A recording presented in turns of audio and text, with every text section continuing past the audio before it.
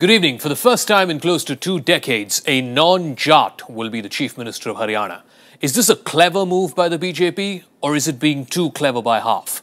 Welcome to the news tonight. I'm Zaka Jacob. Up first, the headlines that we're tracking tonight.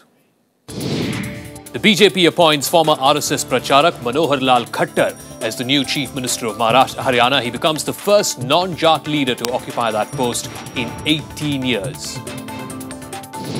But no such luck, at least yet, in Maharashtra. The party has delayed government formation in that state. Speculation mounts as observers put off their visit till after Diwali. Oscar Pistorius gets 5 years in jail for killing his girlfriend Reeva Steenkamp, but he may have to spend just 10 months behind bars. And a US arms drop lands in the hands of the Islamic State near Kobani. 4 car bomb blasts in the holy city of Karbala kill at least 26 people.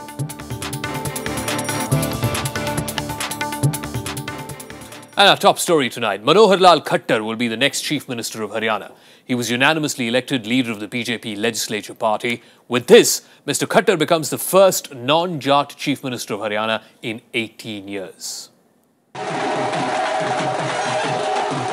60-year-old Manohar Lal Khattar is the unanimous choice of the 47 newly elected BJP MLAs of Haryana. The election paved the way for his becoming the first Chief Minister of the Saffron Party in the state.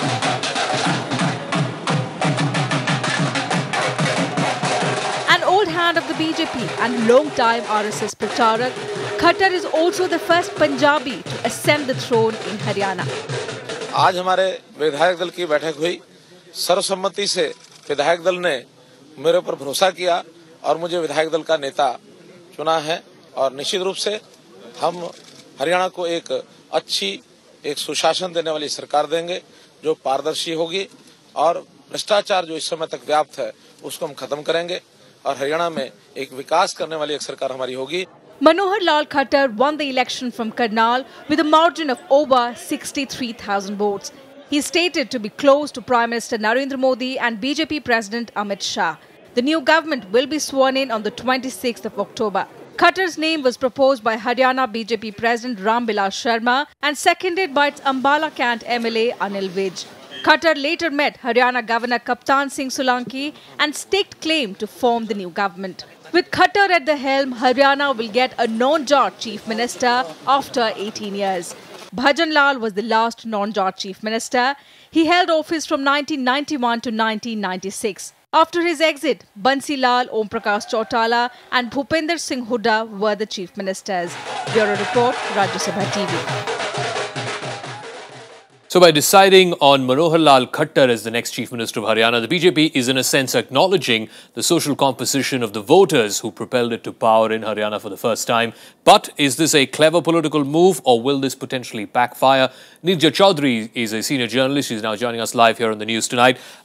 If you look at the stats, this is the first non-Jat Chief Minister in 18 years in Haryana. The Jats have been the most political, at least politically, the most dominant force, the most dominant caste in Haryana. But the BJP's largest support base, in this election at least, has been a consolidation of the Punjabi vote, a consolidation of the non-Jat OBC vote as well. Do you feel that this is in recognition and acknowledgement of that? Or will this give another reason to the Jats to consolidate, perhaps around the INLD or maybe even the Congress at a later date? I think there are several factors which have led to Mr. Khattar's elevation as the Chief Minister. One, as you say, clearly there was a Jat versus non-Jat polarization. I won't say Jat versus non-Jat, but certainly the non-Jats gravitated in a big way towards the BJP. And I feel that there was a section of the Jats, the Jats got divided 3 ways, and a smaller section of the Jats also voted for the BJP. The women, I think there was an undercurrent of support for the BJP that was visible amongst the women. But the other reason I feel why Mr. Khattar has been chosen over others, there were other non-Jat leaders, is his proximity to Mr. Narendra Modi, the Prime Minister. They were pracharaks together in early years. Mr. Khattar has been a pracharak for 40 years. he entered politics in the, he went to RSS in the 70s and then was deputed to the BJP in the 90s. So I think there's a comfort level between Mr. Modi and Mr. Khattar. And this is the first time he won the elections. Though he's from Rohtak, he won from Karnal. And he was made in charge of the campaign of the BJP in the Lok Sabha, where the party did very well.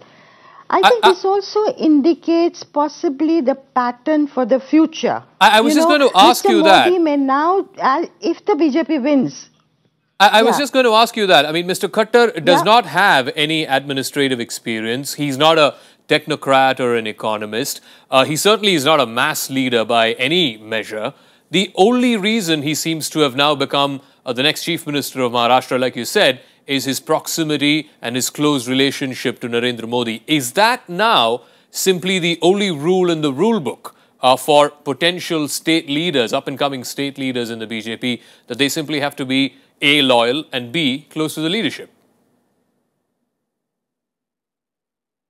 I think Mr. Modi will put his own team in place. You're right. Mr. Khattar, people expressed surprise that he was chosen because there were so many other names doing the rounds of people who've been prominent in the BJP in Haryana. Now we'll see in Maharashtra that things will pan out in the coming 3-4 days.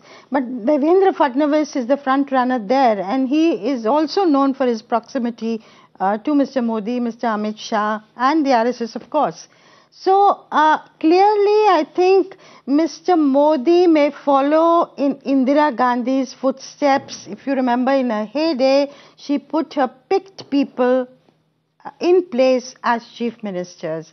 And he may also want, and in fact, during the campaign, he said as much, that he would, he would rule from Delhi. And he would like a comfort level with the chief ministers who are there, complete understanding, loyalty, as you say, about what he wants to do. This in a sense goes against what has been a recent trend in the last, say, first question, if I may say, whether it will become counterproductive. Go on, finish your thought. Whether the non-Jat will become counterproductive. Yeah. And polarize the Jats either with the Congress or with the INLD. I think that is for the future. I think it's too early to comment on that because, as I said, a section of the Jats did vote for the BJP also. And much will depend on how the Chief Minister manages to govern and what is the kind of message he gives out, whether it's an inclusive message. There are some things he said about CAPs and women during his campaign which were reported, if rightly reported, which make you wonder, whether it's going to be a very liberal kind of regime or how youngsters are going to look at it, because he talked about women dressing in a way not to attract, boys or men. These kind of things came through and were commented Nija, upon. I'm afraid I have to interrupt you. We are going to come back to Nija in just a moment and talk to her about Maharashtra. While there seems to be a fair amount of certainty as to who's going to be, who's going to be the Chief Minister in Haryana, we don't know much about what's going on in Maharashtra, despite the fact that the BJP got the single largest party status and they're within striking distance of power. They've now put off that decision till post-Diwali. The delaying moves made by the party have once again triggered all kinds of speculation about the various political possibilities. And one thing that's strikingly coming out now is the possibility of a minority government in Maharashtra. The BJP on Tuesday seemed all set to elect its legislative party leader in Maharashtra till Home Minister Rajnath Singh announced a sudden change of plans. Diwali से पहले क्या CM बन जाएंगे महाराष्ट्र के? आज नहीं जा रहा हूं और मुझे लगता है कि शायद दीपावली के बाद जाना पड़ेगा. Once again, the BJP seemed to be telling its strange partner, the Shiv Sena, that it is in no hurry to form a government in the state. Observers say that the obvious delay indicated that the BJP was open to forming a minority government with outside support from the NCP. I think if I was advisor to Shiv Sena, I would suggest to them that keep yourself in opposition. You need not topple the government. The moment you join the BJP government, you are going to not have secondary role but tertiary role. Because they are not going to give you either deputy chief ministership, revenue, finance, home, industry. So what will you do? Another possibility, of course, is that in the days leading up to Diwali, the BJP could hold informal talks with the Shiv Sena and finalize a power-sharing formula. It will take some time. After all, BJP has emerged as a single largest party. Now both parties, among Shiv Sena and NCP, there is a competition who will support BJP. How that competition is going to be over, we will have to wait and see. In a few days, they may sort out their problems. A third possibility also did the rounds, that of the Congress and the NCP combining to support the Shiv Sena from the outside, but the Congress was quick to deny it. So I would like to make it clear that Congress party will never support Shiv Sena to form a government. Anyone who is saying so is absolutely lie and preposterous, and Congress very strongly denies any such thing. Secondly, there are many such parties who can't remain without power, who have never been without power. They may be saying something, but it is for them to decide. The BJP, however, said that the process to name the Chief Minister of Maharashtra is well underway. Bharatiya Janata Party has stated that soon it would be a government of Bharatiya Janata Party and we'll have a Chief Minister. Observers have been appointed by the parliamentary board of the party. They would be going to Maharashtra, would be selecting the leader of the Vidhayak Mandal, and thereafter the finer details as to how the government would be formed would be worked out.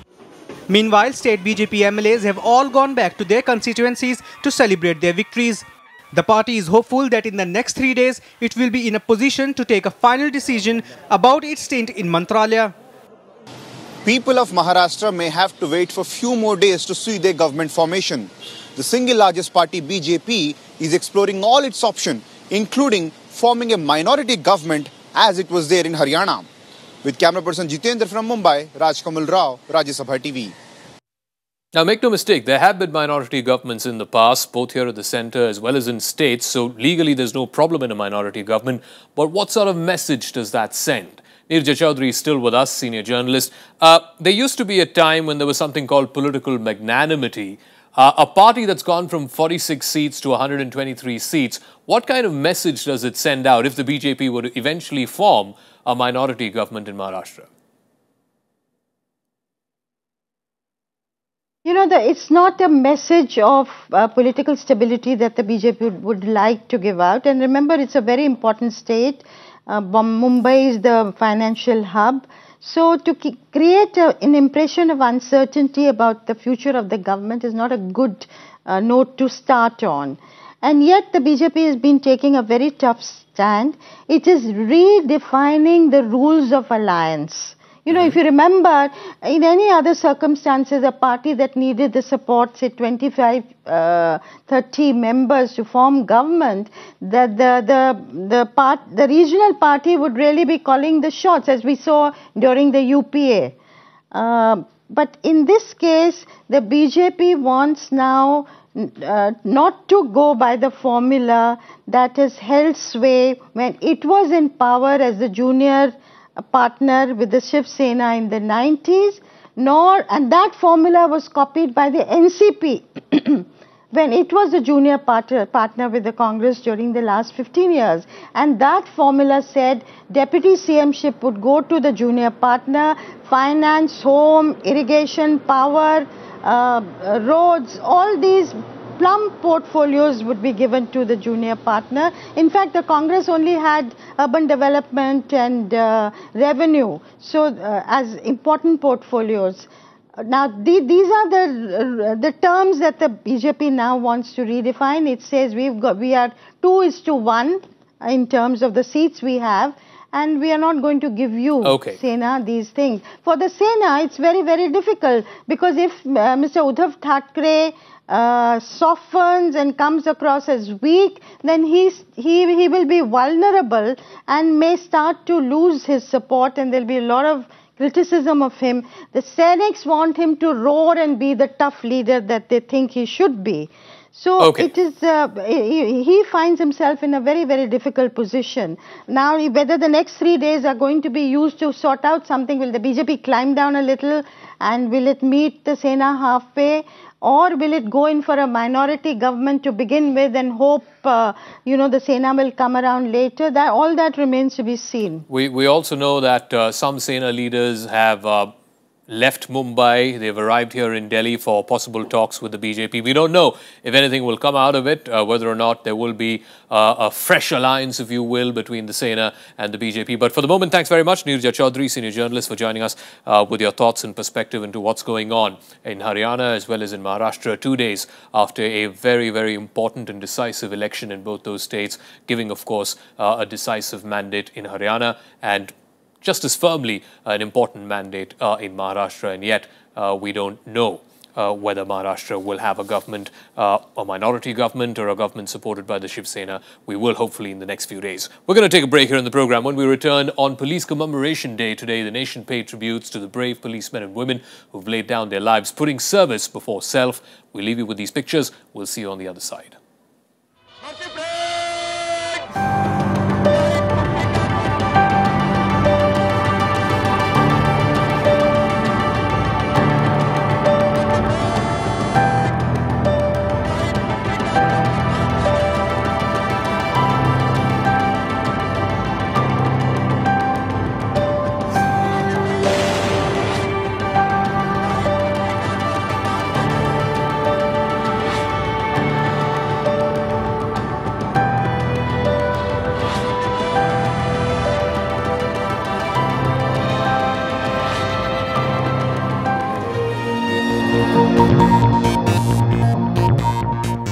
Welcome back to News Tonight. BJP leader from Bihar, R.K. Sinha, today took oath as Rajya Sabha member.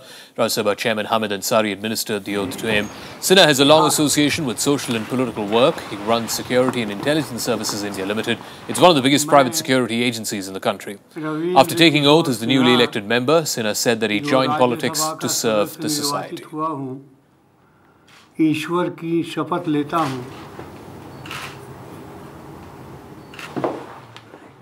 Now, time for all the other national news and updates in Nationwide.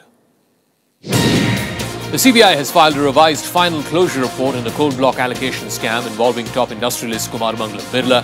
The investigating agency filed the report before Special CBI Judge Bharat Parashar, saying that the final report contains details of the investigation that is currently underway. The Karnataka High Court has allowed the Lokayukta police to probe BJP Vice President B.S. Yediyurappa's role in a land denotification case. Justice Anand Bhaira Reddy had set aside the Shimoga Lokayukta court order, which had dismissed complaints against Yediyurappa and his son, MLA B.Y. Raghavendra, accusing them of purchasing land through illegal means. Jammu and Kashmir Chief Minister Omar Abdullah has said that none of the persons involved in the waving of ISIS flags in Srinagar had any links whatsoever with militancy. The Chief Minister also informed that a case has been registered against those involved in this incident. Earlier, the army had raised concerns over some individuals waving ISIS flags during protests in the old city of Srinagar. Over 200 shops were gutted when a major fire broke out in a Diwali cracker market in Dashera grounds in Faridabad. Though there are no reports of any casualties, officials fear that crackers worth lakhs of rupees may have been gutted in the process. Eyewitnesses say the fire might have been triggered by an electrical short circuit. The cracker market is one of the largest that is organized every year during Diwali in this locality, which is just on the outskirts of Delhi. Also, the death toll in the explosion at a firecracker manufacturing unit in Andhra Pradesh has now gone up to 17. 6 more people succumbed to burns at a local hospital. Chief Minister Chandrababu Naidu has announced ex gratia of 2 lakh rupees to the kin of those dead.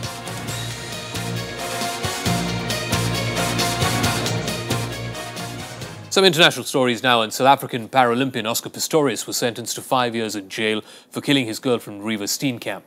The Pretoria High Court convicted Pistorius of culpable homicide, bringing to an end a 7-month-long trial. Here's the full story. It would be a mercy, retribution, deterrence, rehabilitation.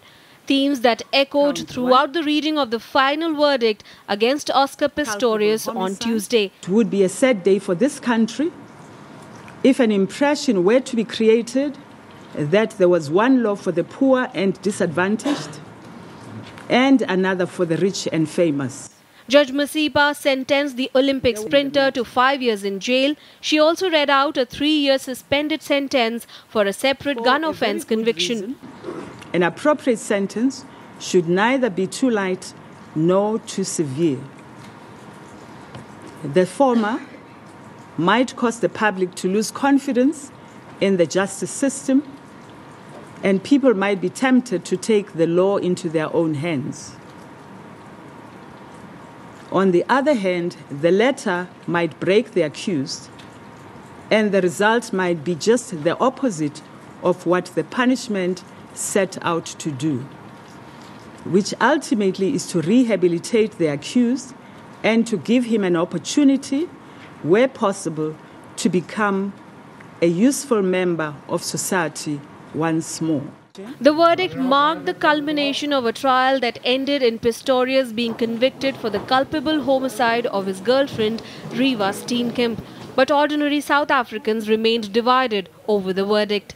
Judge Masipa was too lenient towards this case, because if you check the case as a whole, most people were expecting at least 10 years to 15 years. We want Oscar to go to prison for 15 years.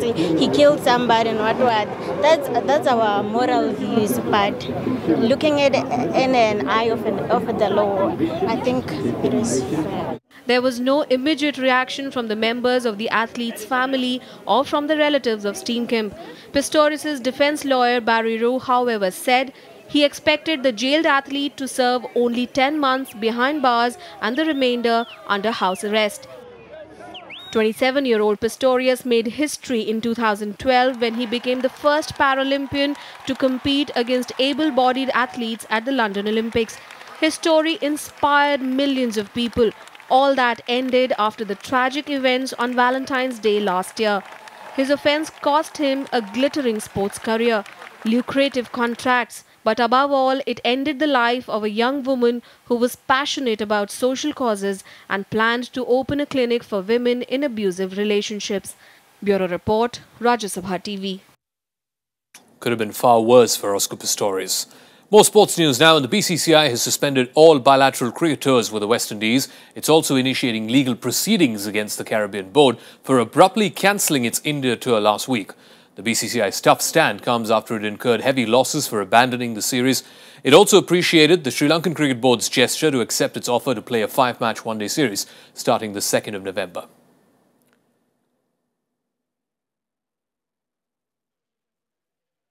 Terry Walsh has resigned as India's chief hockey coach over a reported dispute about his emoluments. Now, Walsh guided India to a famous gold medal victory in the recently concluded Asian Games in Incheon.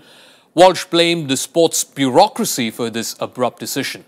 Walsh is a former Australian player. He was part of Australia's silver-winning team back in 1976 at the Montreal Olympics. He joined the Indian team as coach back in 2013.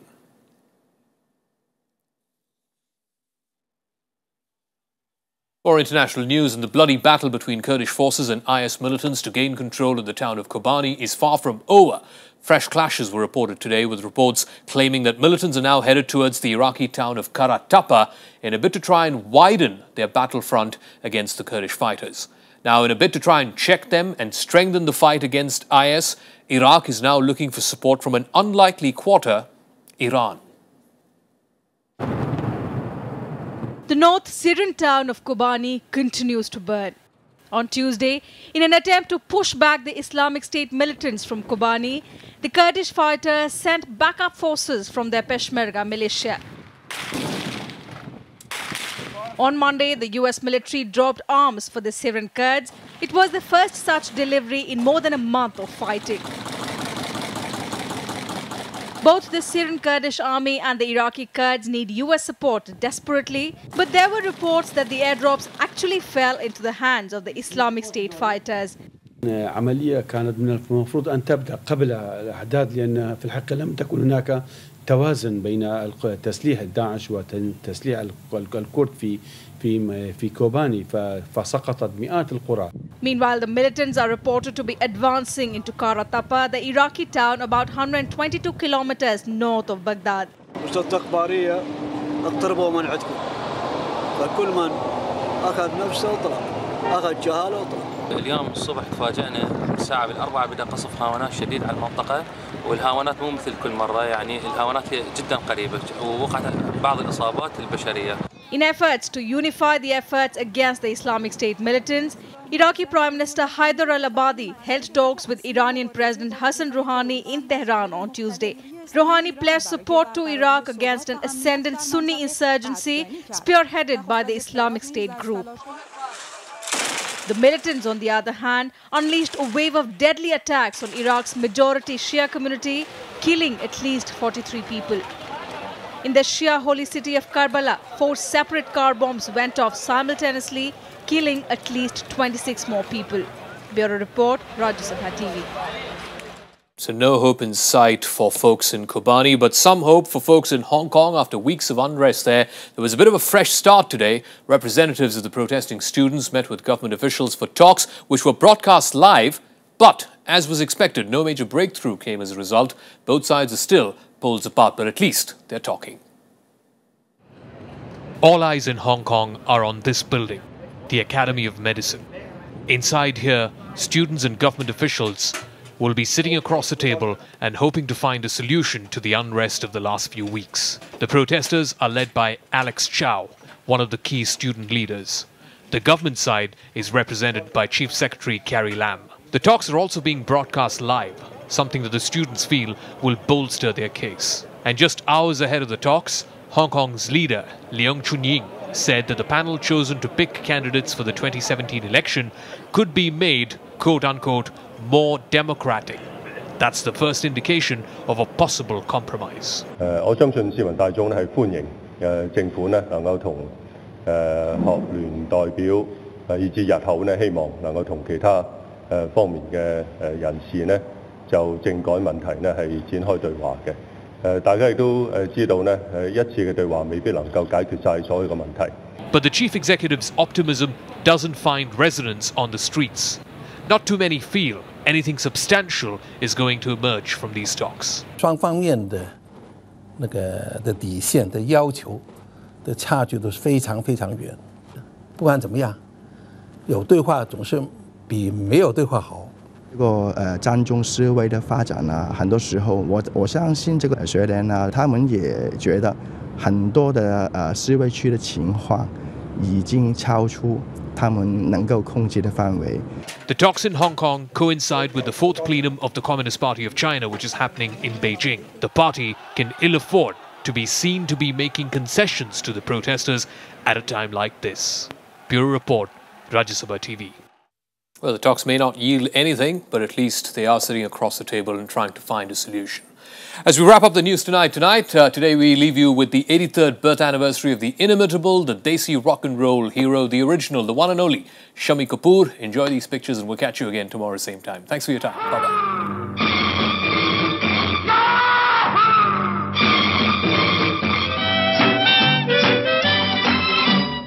बार बार देखो हजार बार देखो कि देखने की चीज है हमारा दिल रुबा डाले हो आजकल तेरे मेरे प्यार के चर्चे हर ज़बान पर सबको मालूम है और सबको खबर हो गई ओ हसीना जुल्फों वाली जाने जहां ढूंढती है काफिर आंखें किसका निशान महफिल महफिल ऐ शमा फिरती हो कहाँ किस किस किसको किसको किसको प्यार करूं कैसे प्यार करूं किसको प्यार करूं कैसे प्यार करूं पर टोपी लाल हाथ में रेशम का रुमाल हो तेरा क्या कहना